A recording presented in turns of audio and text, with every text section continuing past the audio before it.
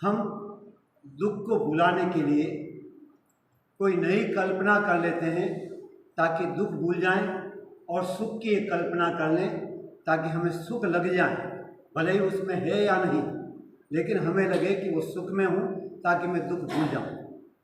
चाहे मैं थिएटर में जाऊँ, पिक्चर देखूँ और थोड़ा दुख भूल जाऊँ, और ऐसा लगे कि बस पिक्चर में सुख मिला। अगर सुख मिलता तो और बैठा रहता, लेकिन है नहीं। ऐसे ही दुख को भुलाने की हम कल्पना किया करते हैं। एक यात्री दल, लगभग 30 यात्री परदेश से वापस अपने देश में आ रहे हैं। खूब हीरे जवाहरात कमा के लाए हैं, सोना चांदी साथ में है, और नाव में यात्रा चल रही है। एक सन्यासी भी उसी गांव से बैठा कि मुझे भी अपने गांव ले चलो, मैं भी बैठ जाऊँ। कहा बैठ जाओ, वह भी साथ में बैठ गया। नाव चली। अब एक ही दिन बाकी है, धरती करीब दिखाई दे रही है, और इतने में काले बादलों की घटाएं छा गई। तूफान आ गया, तेज बवंडर उठा, नाव डगमगाने लगी। अब पलटे कि अब पलटे, ऐसी स्थिति आ गई। वो 30 के 30 यात्री घुटने टेक कर, हाथ ऊपर कर प्रभु से प्रार्थना कर रहे हैं कि हे प्रभु, हमें बचा लो। भले ये जितना भी हम धन कमा के लाए हैं वो जाकर लोगों को, गरीबों में बांट देंगे आपके नाम से ही से, लेकिन एक बार हमें बचा लो।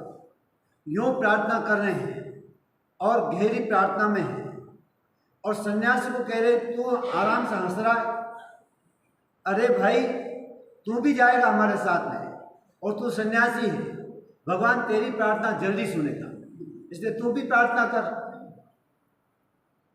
वह भी सोचने लग गया, लेकिन थोड़ी देर में आंखें बंद थी, लोगों की प्रार्थना कर रहे थे और कोई वादा भी कर रहे थे कि भगवान ऐसा करूँगा वैसा करूँगा, और इतने में सन्यासी जोर से चिल्लाया।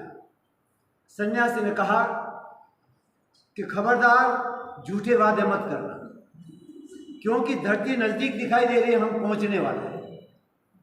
लोगों ने आंखें खोली, हम तो नज़दीक आ गए। अब वो जो भी बातें कर रहे थे ना, वो भूल गए।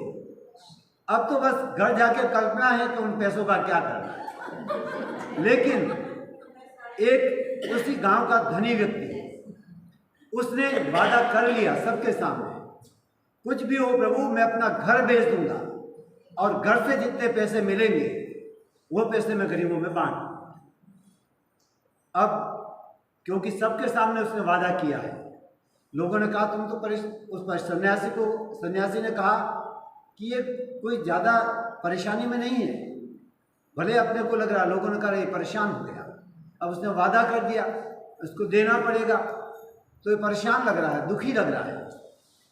उसने कहा नहीं, ये देखो एंड टाइम पे भगवान को कोई धोखा दे देगा, मैं जानता हूँ, इसकी आदत है। और वो गांव में गया और ढिंडोरा पिटवाया कि आज सेठ का मकान बिकने वाला है, मैं अपना मकान बेच रहा हूँ, और कीमत लगाई, क्योंकि सबसे धनी व्यक्ति था, तो उस जमाने में 10 लाख रुपए में मैं मकान बेच रहा हूँ, पर मकान की कीमत मेरी केवल 1 रुपया है। मकान में बेच रहा हूँ सस्ते में, पानी के भाव, 1 रुपये में मकान बेच रहा हूँ। बहुत सारे लोग इकट्ठे हो गए मकान खरीदने के लिए। साथ में मकान के बाहर एक बिल्ली भी बांध दी उसने कहा पर शर्त यह है कि इस बिल्ली को भी साथ में खरीदना पड़ेगा, और बिल्ली की कीमत 10 लाख रुपया है। मकान की कीमत 1 रुपया है, बिल्ली की कीमत 10 लाख रुपया है। लोगों ने कहा पर मकान की कीमत तो है ही 10 लाख, हम ये सोचेंगे 10 लाख में मकान मिला और 1 रुपये में बिल्ली मिली, तो 10 लाख और 1 रुपया दे देंगे, फर्क क्या पड़ा। एक व्यक्ति ने खरीद ली, इसके पास 10 लाख रुपए आ गए, 1 रुपया मकान का, 10 लाख रुपए बिल्ली के। तो उसने वो 1 रुपया लहराते हुए कहा कि ये जो मकान की कीमत मुझे मिली है ये मैं सबको दान दे रहा हूँ, और ये 10 लाख रुपए बिल्ली के हैं, ये मैं अपनी जेब में।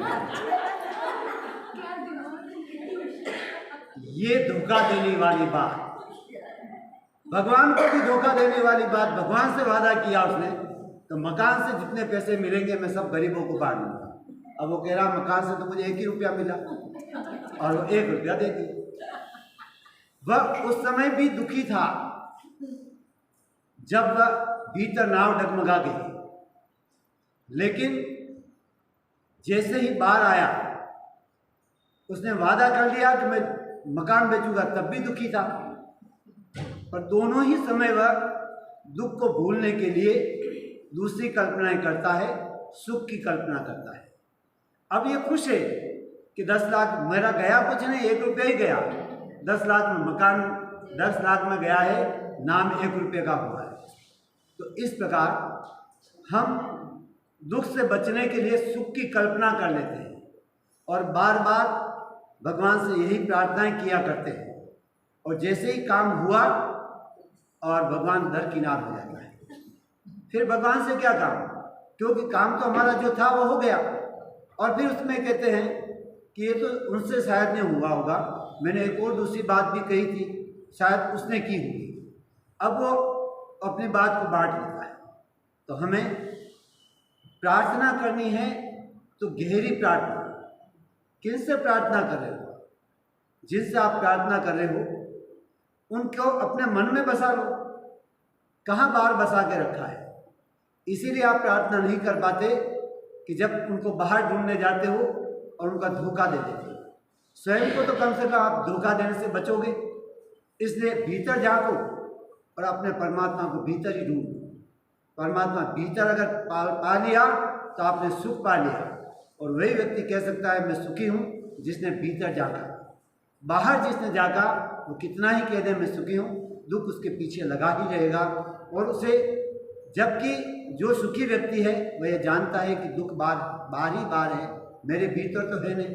दुख आया तो बाहर से ही आया, बाहर ही है, तो बाहर का दुख है, मेरा दुख नहीं है। तो अपने आप को सुखी बनाना चाहो तो भीतर झांको। प्रेक्षा ध्यान भीतर झांकने की कला है। भीतर झांकेंगे तो हम स्वयं सुखी बन जाएंगे।